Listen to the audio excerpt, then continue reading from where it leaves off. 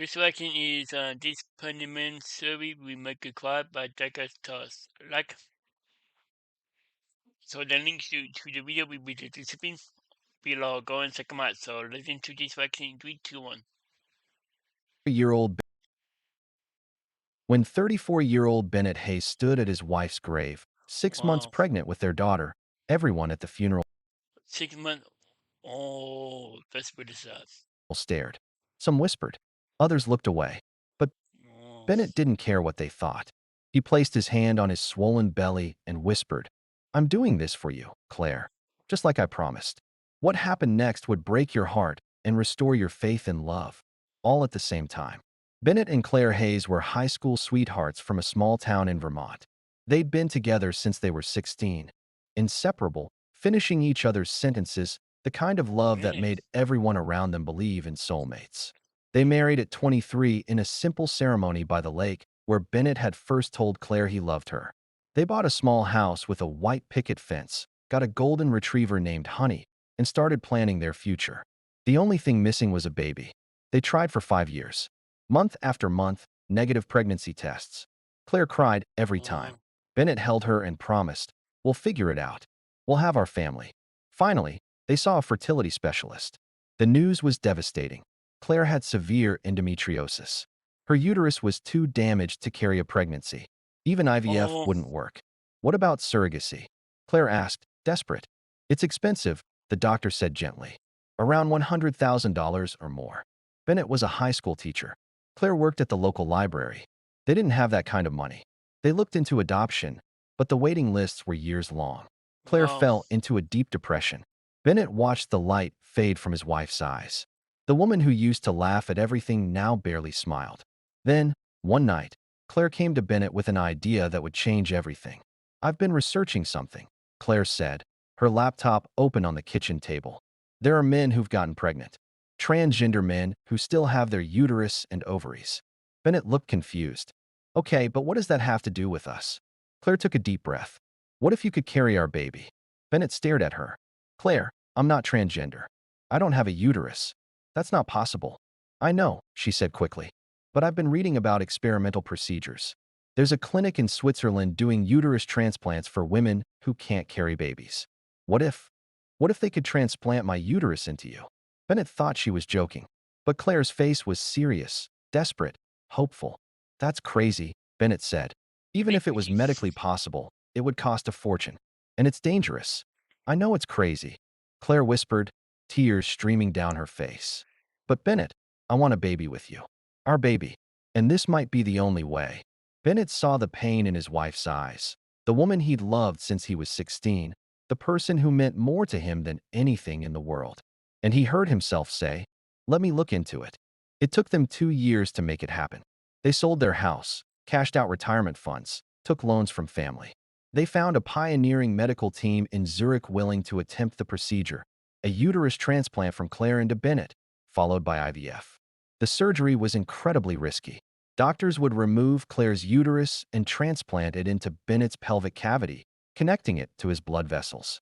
Then Bennett would take hormones to prepare his body, and they'd attempt IVF using Claire's eggs and Bennett's sperm. "This has never been done before," Dr. Really? Werner, the lead surgeon, warned them. "We've transplanted uteruses between women, but never into a biological male.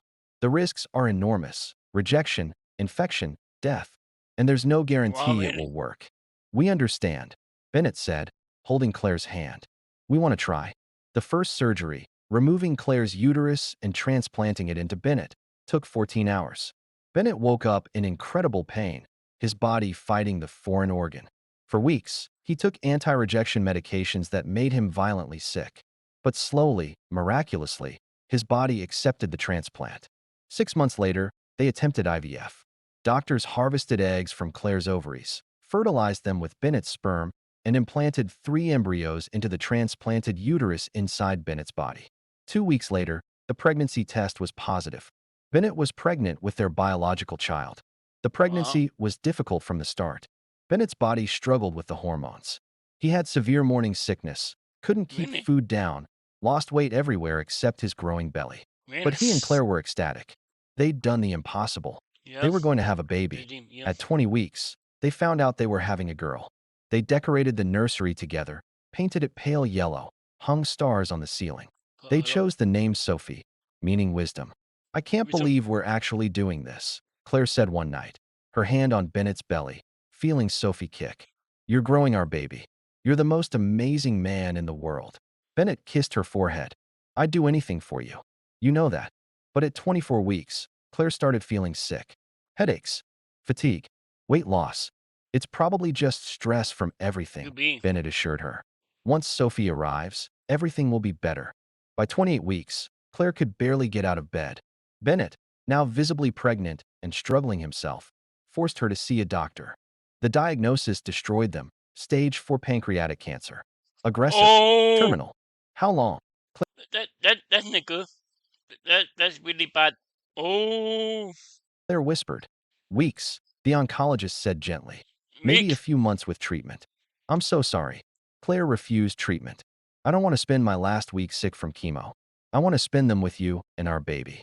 The next 8 weeks were the hardest of Bennett's life. He was 32 weeks pregnant, exhausted, in pain, while watching his wife die slowly in their bedroom.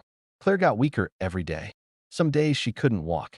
Bennett would sit beside her bed, his swollen belly pressed against her side, and they'd talk about Sophie.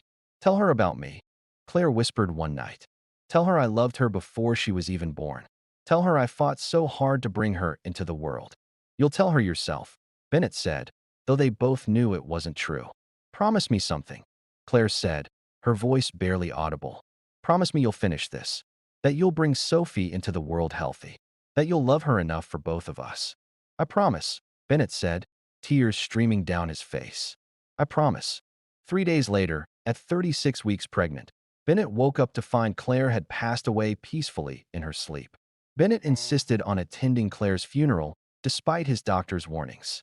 At 36 weeks pregnant, he was enormous, uncomfortable, and emotionally shattered. oh, she passed away peacefully. Wow. He stood at Wow. the graveside, his hand on his belly, feeling Sophie kick against his palm. People stared, whispered. Some looked horrified. Others pitied him. I know this looks strange, Bennett said during the eulogy, his voice breaking. A pregnant man standing at his wife's grave. But Claire and I did something impossible together. She gave me her uterus so I could carry our baby. And now she's gone, but part of her is still alive inside me. Our daughter, Sophie. And I'm going to bring her into this world, just like I promised Claire I would. There wasn't a dry eye at the funeral.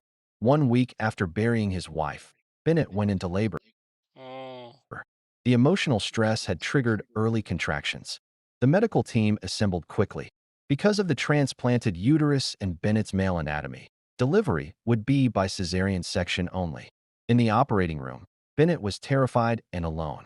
No Claire to hold his hand. No wife to share this moment.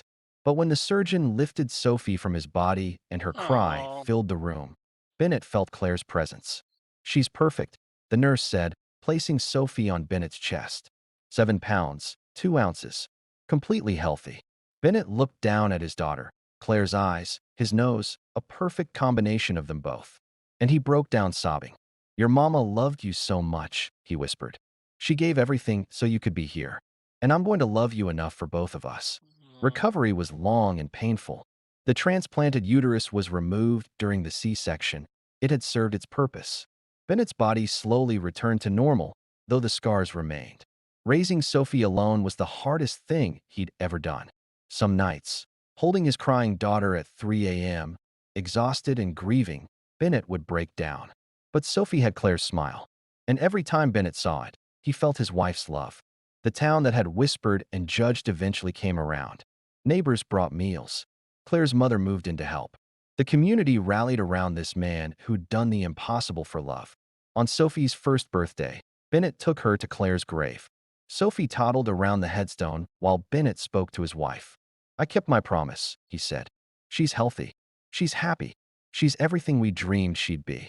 And I'm loving her enough for both of us, just like you asked. Sophie picked a dandelion and held it up, laughing.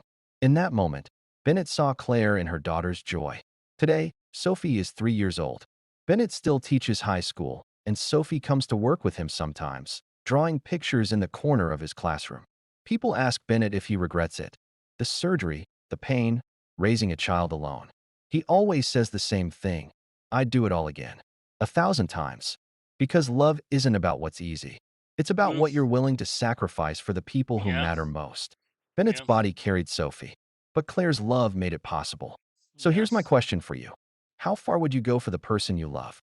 What would you sacrifice to make their A dreams lot. come true? Yeah. Drop your thoughts in the comments.